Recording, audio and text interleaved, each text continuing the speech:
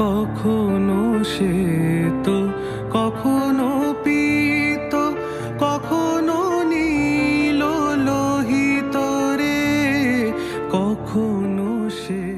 বাঙালির 12 মাসে 13 পার্বণ, এই কথাটা যিনি বলেছিলেন তিনি অক্ষরে অক্ষরে একদম সঠিক। দুর্গাপুজো, লক্ষ্মী পুজো, কালী পুজো এবং জগদ্ধাত্রী পুজোর পর আসে রাস উৎসব। রাস উৎসবের কথা যখনই উঠবে তখন দুটো শহরের নাম সবার আগে আসবে, একটি হলো শান্তিপুর এবং আরেকটি হলো নবদ্বীপ। আজকের ভিডিওতে আমি আপনাদের দেখাবো নবদ্বীপের সেরা সেরা কিছু প্রতিমা। নষ্ট না করে চলুন রওনা দেওয়া যাক নবদ্বীপ। কিন্তু তার আগে যারা আমাকে চেনেন না, আমি হলাম আপনাদের নীল আর আপনারা দেখছেন আমার চ্যানেল উইশবাকেট। তো চলুন যাত্রা শুরু করা যাক। গেল রে শ্যামা মা কি আমার কালো। বর্তমানে দাঁড়িয়ে আছি নবদ্বীপ স্টেশনের একদম বাইরে। স্টেশন থেকেই আমার জার্নিটা শুরু করব আর তার সাথে একটা রুট ম্যাপও আপনাদের দিয়ে দেবো। তো চলুন জার্নিটা শুরু করা যাক। এই হলো নবদ্বীপ স্টেশন, এদিকে রয়েছে টিকিট কাউন্টার, তার ঠিক সামনে দুটো রাস্তা দুদিকে ভাগ হয়ে গেছে, ডান দিকে একটা বাঁদিকে একটা। বাঁদিকের রাস্তাটাই আমি যাব, চলুন। শুধু আসার পর দুটো রাস্তা ভাগ হয়ে যাবে, একটা ডান দিকে একটা বাঁদিকে যাব। কিন্তু তার আগে এখানে একটা প্যান্ডেল আছে আর এখানে বিরাজ করছেন মা গঙ্গা মাতা। এই দেখুন বেশ বড়। আর মা গঙ্গা মাতার একদম উপরে রয়েছে শ্রী শ্রী রাধাকৃষ্ণ, না সরি রাধাকৃষ্ণ ভুল বললাম, ভগবান বিষ্ণু এবং মা লক্ষ্মী।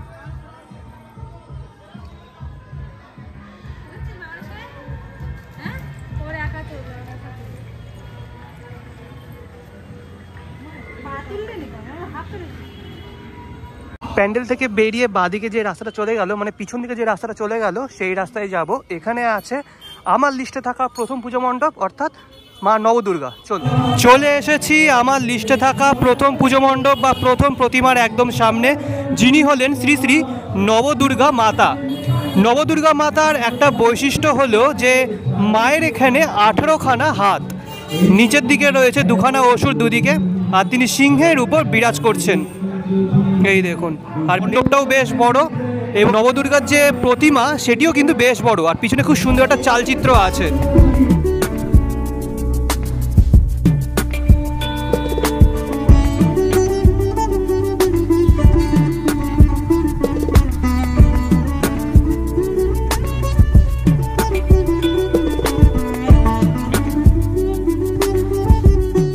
শ্রী শ্রী নবদুর্গা মাতার এই মণ্ডপ, তার ঠিক পিছনে একটা রাস্তা চলে গেল, এই রাস্তা দিয়ে আমাদের যেতে হবে, তাহলে পড়বে দ্বিতীয় পুজো মণ্ডপ, যিনি হলেন মা বড় শ্যামা মাতা। চলুন।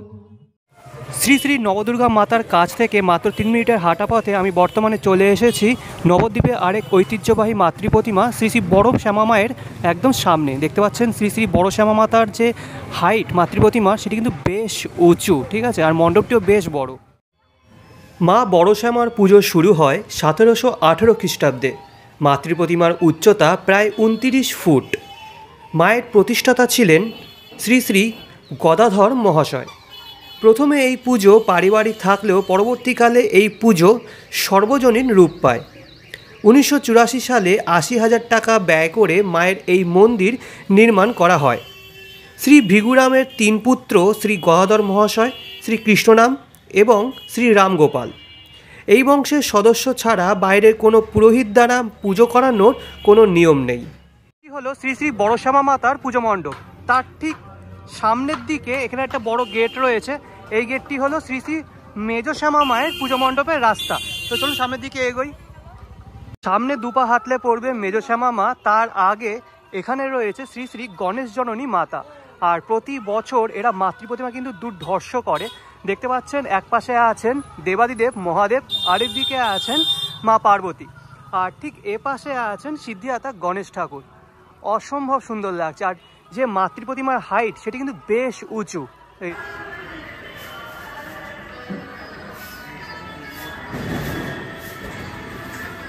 দ্বীপে অনেক ঐতিহ্য আছে, আর সেই সব ঐতিহ্যের মধ্যে অন্যতম হলো এই বল বেয়ারিং গাড়িগুলো। কারণ এই যে গাড়িগুলো দেখছেন এর নিচে একটা চাকা মতো অংশ আছে, সেটা কিন্তু ঘোরে, আর যখন ঘোরে তখন কিন্তু এই প্রতিমাগুলো ঘোরে, আর সেটি দেখতে অপূর্ব লাগে। এটা বেসিক্যালি আড়ংয়ের সময় হয়ে থাকে। আড়ং হচ্ছে 6 তারিখ এবং 7 তারিখ। গণেশ জননী মাতার পুজো দেখার পর সামনের দিকে দুপা এগোলেই পড়বে শ্রী শ্রী মেজ শ্যামা মায়ের পুজো মণ্ডপ। আর বেশ বড় কিন্তু একটা লাইটিং আছে সামনের দিকে। তো চলুন ভিতরে প্রবেশ করে দেখা যাক। দাঁড়িয়ে আছি শ্রী শ্রী মেজ শ্যামা মায়ের মাতৃপ্রতিমার একদম সামনে। মেজ শ্যামা মায়ের যে হাইট, মানে মাতৃপ্রতিমার যে হাইট, সেটিও কিন্তু বেশ উঁচু। আর একটা জিনিস লক্ষ্য করবেন, বড় শ্যামা মা আর মেজ শ্যামা মা দুজনের যে সাজসজ্জা সেটি কিন্তু একই রকম। আর উপরের দিকে বিশাল বড় একটা ঝাড়বাতি রয়েছে।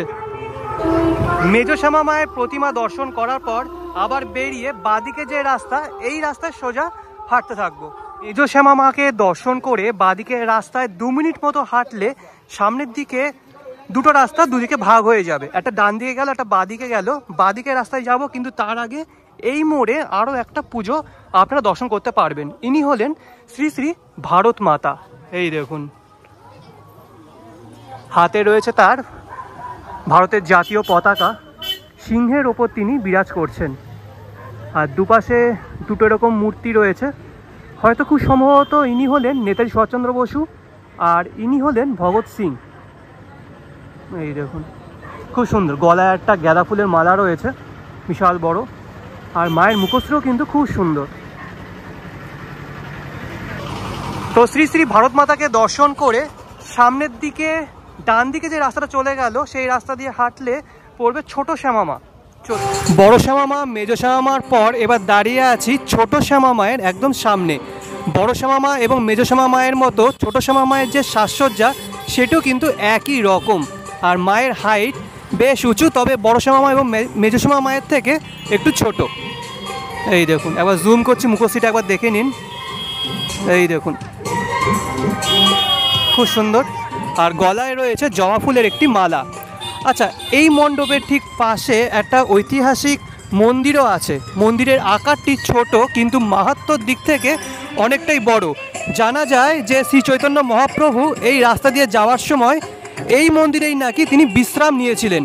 তাই এই মন্দিরের নাম শ্রী শ্রী মহাপ্রভুর বিশ্রামস্থলী মন্দির।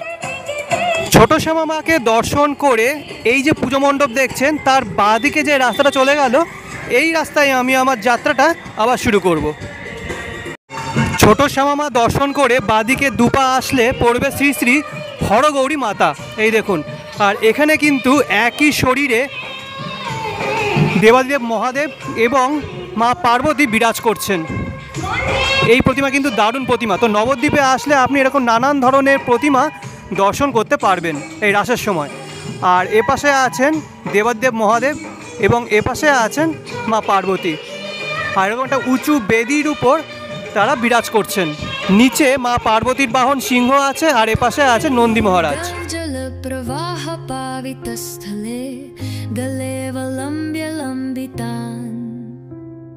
भुजङ्गतुङ्गमालिकां डमद्दमद्दमद्दमन्निनादवद्दमर्वयम्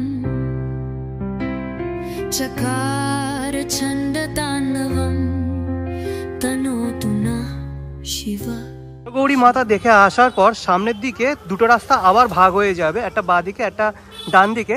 ডান দিকের রাস্তা আমি যাব, কিন্তু তার আগে বাঁদিকের রাস্তায় 1-2 পা হাঁটলেই সামনে পড়বে সেজ শ্যামা মাতার মাতৃপ্রতিমা। চলুন, দাঁড়িয়ে আছি সেজ শ্যামা মায়ের একদম সামনে।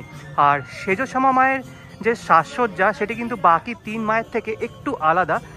যে সাজসজ্জা তিনি পরিধান করে আছেন সেটি কিন্তু একটু কালারফুল। গলায় রয়েছে জবা ফুলের মালা, আর মাকে এখন সাজানো হচ্ছে, দেখতে পাচ্ছেন।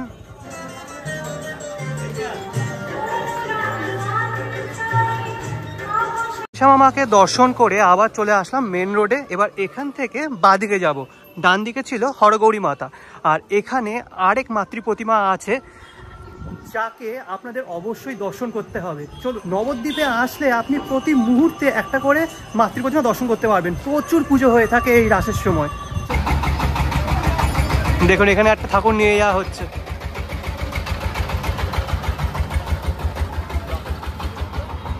শ্যামা মাকে দর্শন করে চলে এসেছি রণকালী মাতার পুজো মণ্ডপের একদম সামনে। এই দেখুন, আর মায়ের গাত্রবর্ণ ঘন নীল বর্ণের, গলায় রয়েছে অসংখ্য জবা ফুলের মালা।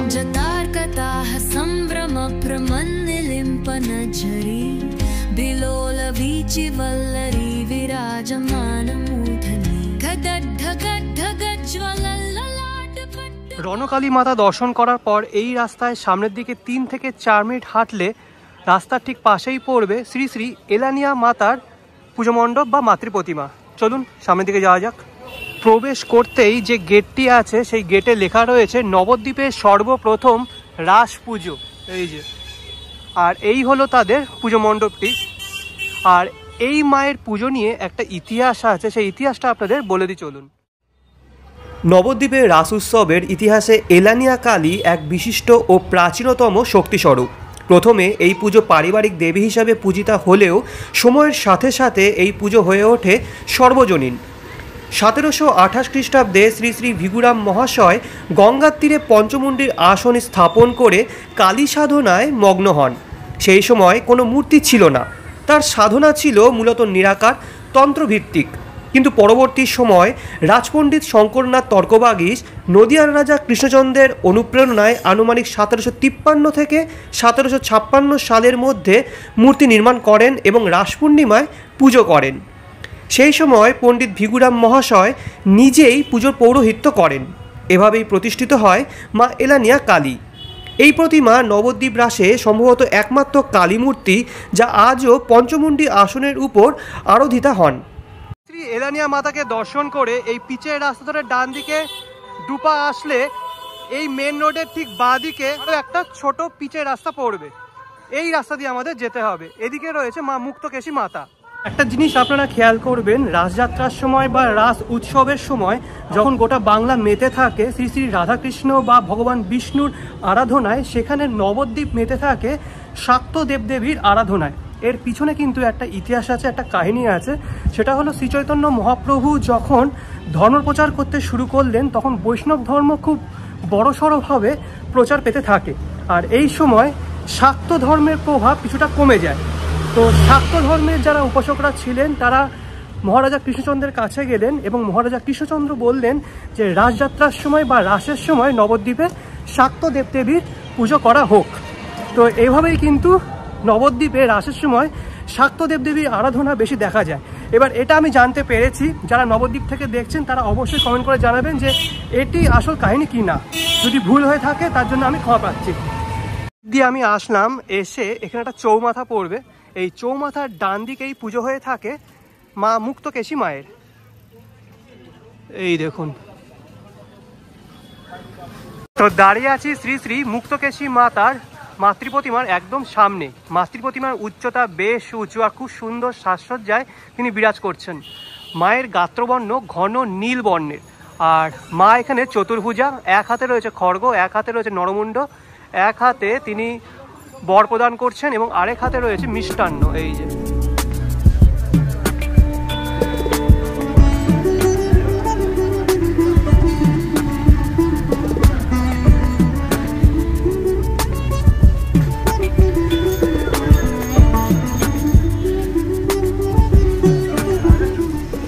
মুক্তকেশী মাতাকে দর্শন করে এই মণ্ডপের ডান দিকে এই যে রাস্তা চলে গেল, এই রাস্তায় আমি অগ্রসর হব। আর এই রাস্তায় প্রচুর পুজো হয়ে থাকে। চলুন, মা মুক্তকেশী মাতাকে দর্শন করে ডান দিকে দুপা আসলেই পড়বে আরেকটি পুজো মণ্ডপ। আর এখানে আপনি দর্শন করতে পারবেন শ্রী শ্রী কৃষ্ণের কালিয়ানাগ দমনের সেই দৃশ্যটি। আর যে পুজো যে মাতৃ প্রতিমার এই যে চালাটি রয়েছে এটি কিন্তু বেশ বড়, ঠিক আছে। দেখতে পাচ্ছেন কালিয়ানাগের উপরে শ্রীকৃষ্ণের মূর্তিটি রয়েছে, একদম মাথার উপরে রয়েছে দেবাদিদেব মহাদেব। এপাশে আছেন ভগবান ব্রহ্মা, এপাশে ভগবান বিষ্ণু। অপূর্ব সুন্দর।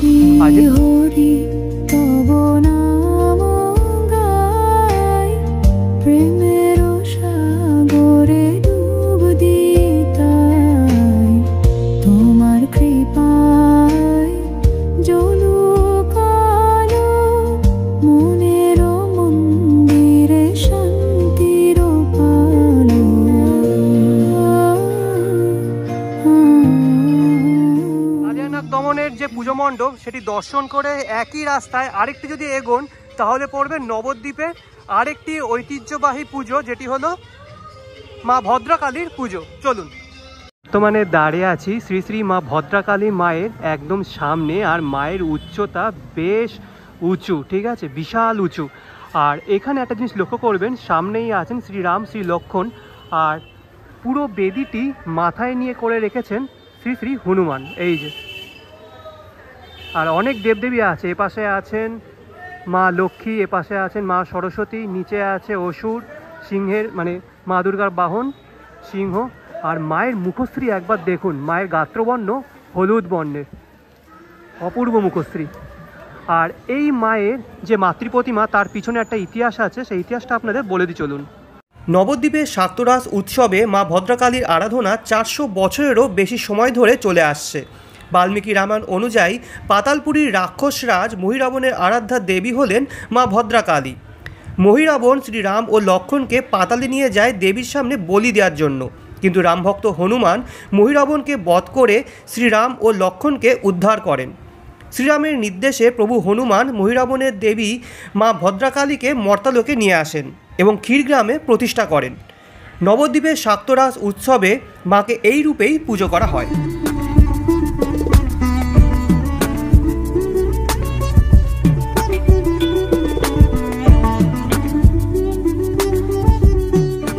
শ্রী শ্রী ভদ্রকালী মাতার পুজো মণ্ডপের একদম পিছন দিকে এই যে পাশে একটা ছোট রাস্তা আছে, এই রাস্তা দিয়ে বের হবেন, বেরোলেই এখানে একটা তেমাথা মোড় পড়বে। সোজা রাস্তায় আমি যাব, আবার ব্যাক করে এখানে এসে ডান দিকে যাব। তো চলুন এদিকে যাওয়া যাক।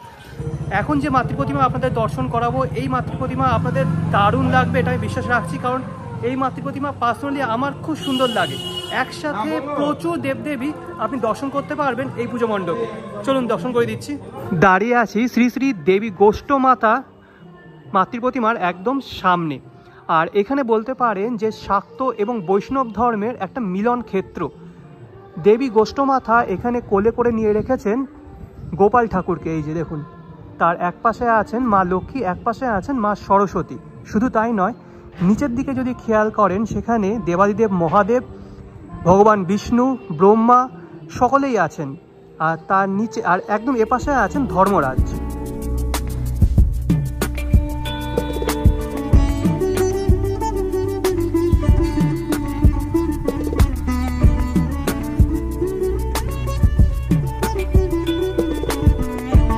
গোষ্ঠমাতাকে দর্শন করে আবার চলে আসলাম সেই একই জায়গায়, অর্থাৎ শ্রী শ্রী ভদ্রকালী মাতার পুজো মণ্ডপের পিছনে। এবার এখান থেকে ডান দিকে রাস্তাটা আমি ধরবো। এর দিকে কিছু দূর আসার পর ডান দিকে পড়বে নবদ্বীপ বকুলতলা বালিকা বিদ্যালয়। আর এখানে একটা চৌমাথা রয়েছে, সামনের দিকেও একটা পুজো আছে, কিন্তু আমি বাদিক হয়ে যাব। বাদিকে কিন্তু একটা বড় পুজো হয়, এই যে এই বাদিক হয়ে যাব। চলুন, দিকে কিছু দূর আসলেই ডান দিকে প্যান্ডেলটি দেখতে পারবেন। এই প্যান্ডেলের ঠিক পাশে আরো একটি পুজো হয়, এই যে দেখুন এখানে এই প্রতিমা রয়েছে।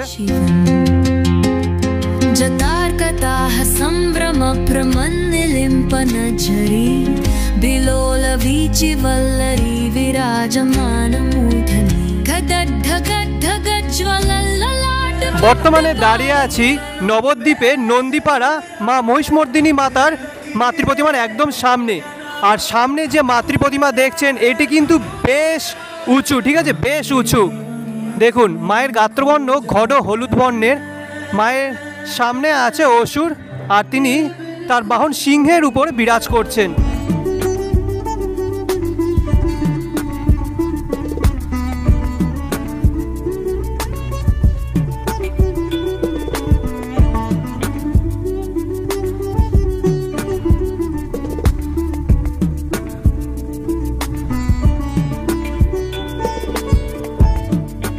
মর্দিনী মাতাকে দর্শন করে দুপা আসলে ডান দিকে একটা সরু গলি পড়বে, এই গলিতে আপনাদের যেতে হবে। এই গলির মধ্যে যে মায়ের মাতৃপ্রতিমা আছে সেটি কিন্তু আপনাদের অবশ্যই দর্শন করা উচিত। চলুন, যারা আসতে পারছেন না তাদেরকে আমি নিজেই দর্শন করে দিচ্ছি। চলুন, বর্তমানে দাঁড়িয়ে আছি শ্রী শ্রী গঙ্গা মাতার যে পুজো মণ্ডপ, সেই পুজো মণ্ডপের ভিতরে। আর সামনেই রয়েছে মাতৃপ্রতিমা। যেমনটা বলছিলাম, শ্রী শ্রী গঙ্গা মাতার যে মাতৃপ্রতিমা এটি আপনাদের অবশ্যই দর্শন করতে হবে। যে স্ট্রাকচারটি দেখতে পাচ্ছেন সামনের দিকে উপরের দিকে, সেটি কিন্তু এক কথায় অনবদ্য। বিশাল বড় রকম গোলাকার একটা অংশ রয়েছে, তার মাঝখানে বিরাজ করছেন শ্রী শ্রী গঙ্গা মাতা। আর তার এক পাশে আছেন ভগবান ব্রহ্মা এবং আরেক পাশে আছেন ভগবান বিষ্ণু। আর নিচের দিকে আছেন গৌর নিতাই, এক পাশে গৌর আরেক পাশে শ্রী শ্রী নিতাই। আর এদিকে আছেন দেবাদিদেব মহাদেব। এ পাশে যে ঋষি আছেন তাকে আমি সঠিক চিনি না, আপনারা যারা দেখছেন তারা অবশ্যই কমেন্ট করে জানাবেন। সাইড দিয়ে আসলাম, এবার আমি যাব ডান দিকে শবশিবা মাতার কাছে, কিন্তু তার আগে বাঁ দিকে আরও একটি পুজো মণ্ডপ আমার চোখে পড়লো। ইনি হলেন শ্রী শ্রী নৃত্য কালী মাতার পুজো। 1032 বঙ্গাব্দে এই মায়ের পুজো প্রথম শুরু হয়েছিল। অভয়ে পদে প্রাণ সপেছি আমি, অভয়ে পদে প্রাণ সপেছি। তো বর্তমানে দাঁড়িয়ে আছি নবদ্বীপের শবশিবা মাতার একদম সামনে, আর এই ধরনের মাতৃপ্রতিমা আপনি অন্য কোথাও দেখতে পাবেন না। তো চলুন মায়ের এই রূপ সম্পর্কে আপনাদের জানিয়ে দিই। নবদ্বীপে প্রাচীনতম রাসমূর্তির মধ্যে অন্যতম হলেন শবশিবা মাতা। মূর্তিটি একটি বিচিত্র তান্ত্রিক মূর্তি। লোকমতে নিচে জড়বত শিব, তার উপর মহাকালের সাথে বিপরীত রতিক্রিয়ায় মগ্ন কালিকা। কালিকা পুরাণ মতে প্রেতবত শিবের সাথে দেবীর সঙ্গম। নিম্নে শায়িত শিবের যে হালকা হলুদ বর্ণ তার জড়জগৎ জড় মাধ্যমের প্রতীক। উপরে মহাকাল নীল বা আকাশী বর্ণের, তিনি চৈতন্যময় পরম পুরুষ, শুদ্ধ, বুদ্ধ, মুক্ত, সত্য, রোজ, তমর প্রতীক।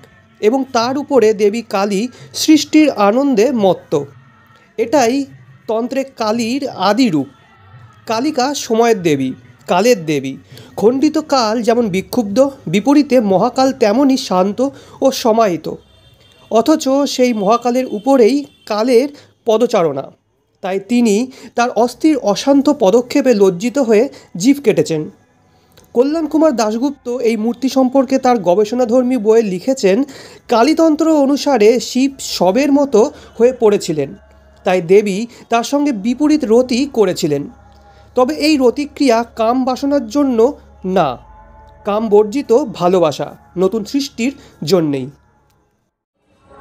শবশিবা মাতা দর্শন করার পর আমি যাচ্ছিলাম পোড়ামাতলার দিকে, কিন্তু রাস্তায় আরও একটি পুজো মণ্ডপ পড়লো। আর এখানে যে বিগ্রহ আছে সেটা কিন্তু এক কথায় অপূর্ব। চলুন দেখিয়ে দিই।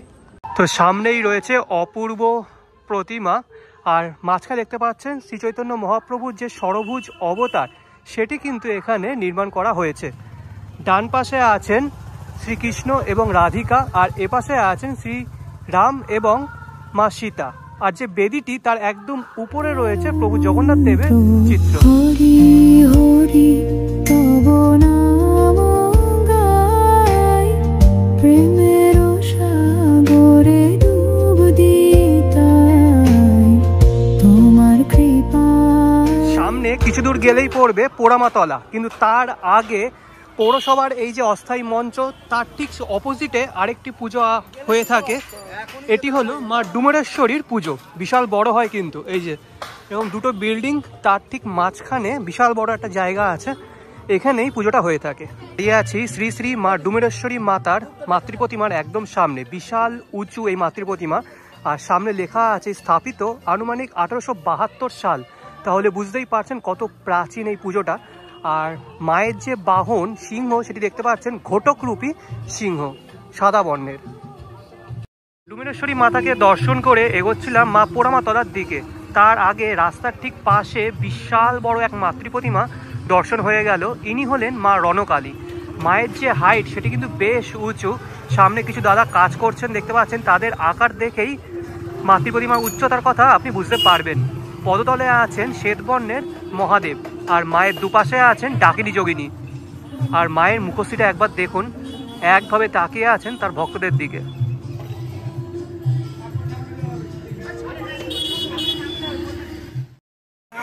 বর্তমানে দাঁড়িয়ে আছি পোড়ামাতলার মন্দিরের ঠিক সামনে অবস্থিত মা মহিষমর্দিনী মাতৃপ্রতিমার সামনে। মায়ের উচ্চতা বেশ বড়।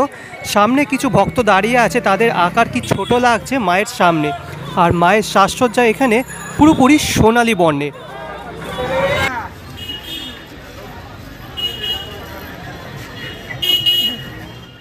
তো অবশেষে আমি চলে এসেছি আমার লিস্টে থাকা অন্তিম পুজো মণ্ডপে, যেটি হলো মা গৌরাঙ্গিনী মাতার পুজো মণ্ডপ। চলুন দেখিয়ে দিচ্ছি। আর ইনি হলেন নবদ্বীপের রানীমা।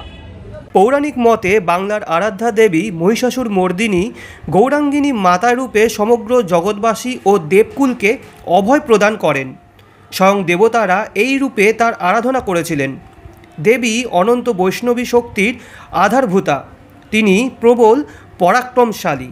কালী নাম কল্প তরু হৃদয়ে রোপণ করেছি।